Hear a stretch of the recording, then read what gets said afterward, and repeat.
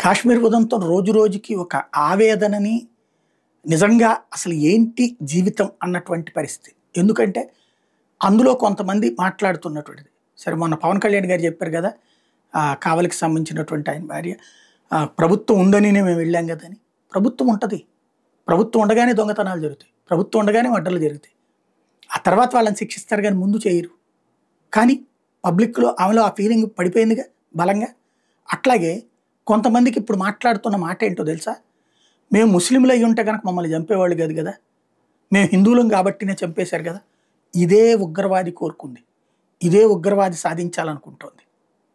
మా మతంలోకొస్తే నువ్వు బతుకుతావు. ఏ హిందువు నువ్వు హిందువైతేనే బతకనిస్తానంటూ ముస్లిం జోలికి పోవట్ల. నువ్వు హిందువైతేనే బతకనిస్తావని క్రైస్తవుల్ని ఏదో జేయాలనుకోవట్లేదు.